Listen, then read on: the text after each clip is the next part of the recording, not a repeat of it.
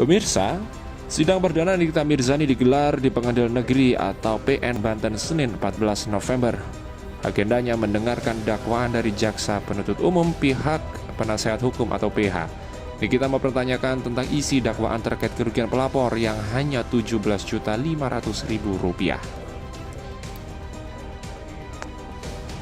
Dijadwalkan digelar jam 9, Nikita baru masuk ruangan sekitar jam 10:53 dan sidang selesai jam 12 kurang.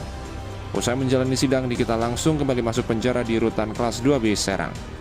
Namun, berbeda dengan saat dijebloskan ke rutan. Nikita sempat berteriak histeris menolak. Ketika sidang perdana berlangsung, mulai turun dari mobil tahanan sampai ke ruang sidang hingga kembali masuk mobil tahanan, Nikita tampak menyebar senyum. Dalam surat dakwaan yang diunggah ke website resmi Pengadilan Negeri Serang, terungkap awal perseteruan Nikita Mirzani dengan Dito Mahendra ketika Nikita mengaku mendapatkan teror dengan datangnya kiriman bunga bertuliskan Askara Parasadi Harsono yang merupakan suami Nindi Ayunda. Tidak cukup sampai di situ, pagar dan tembok rumahnya dicoret oleh orang tidak dikenal. Teror yang diterima beraroma tudingan Nikita dan Askara berselingkuh. Kesal dengan teror yang diterima, terdakwa Nikita melihat pemberitaan di media online tentang kasus pemukulan Dito Mahendra ke petugas keamanan, lalu timbul niat terdakwa menyampaikan kepada masyarakat tentang peristiwa tersebut dengan memanfaatkan ketenarannya sebagai public figure. Ia kemudian secara tanpa hak atau melawan hukum maupun tanpa sepengetahuan Dito Mahendra mulai mencari foto-foto saksi Dito di internet. Setelah mendapatkannya pada Minggu 15 Mei 2022, terdakwa mengunggah di akun medsosnya Nikita Mirzani Mawardi _172 dibubuhi tulisan, namanya Dito Mahendra.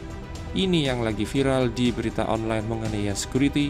Abang propam jangan mau percaya omongan yang ngomong banyak juga penipu dan PHP juga pada para senior. Begitu tulis surat dakwaan jaksa penuntut umum. Karena itu, Nikita didakwa penerapan pasal alternatif. Yang pertama, pasal 36 Junto pasal 27 ayat 3, Junto pasal 51 ayat 2. Kedua, pasal 27 ayat 3 Junto pasal 45 ayat 3 Undang-Undang ITE. Ketiga, pasal 311 KUHP.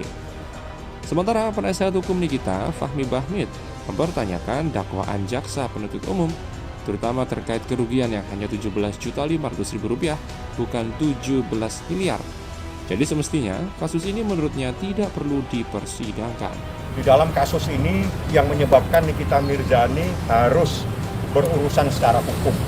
Anda mendengar sendiri kejadiannya, Anda mendengar sendiri dakwaannya, dan Anda bisa liput tadi. Yang jelas, yang paling takjub itu adalah kerugian 17.500.000 yang sempat kami pertanyakan. Ini benar atau salah ketik? Nah, itu yang kami tanyakan tadi. Yang lain-lain sudah jelas bahwa Nikita tidak ada niatan dan itu sudah direka. Jadi jaksa secara gentle menyatakan, membenarkan bahwa Niki hanya memposting, Niki hanya menghimbau. Itu jelas di dakwaannya dan Anda bisa dapatkan nanti dari saya tentang dakwaan tersebut. Kerugiannya apa aja sih Pak? Saya nggak tahu, tanya sama jaksa. Bagaimana bisa menghitung kerugian 17.500.000? Saya sendiri. Makanya saya tanya, saya tadi tanya, ini 17.500.000 apa 17 miliar? Sidang lanjutan dijadwalkan Majelis Hakim Dedi Arisa Putra 2 minggu lagi atau Senin 28 November dengan agenda mendengarkan eksepsi atau nota keberatan dari terdakwa Nikita Mirzani beserta kuasa hukumnya Fahmi Bahmid.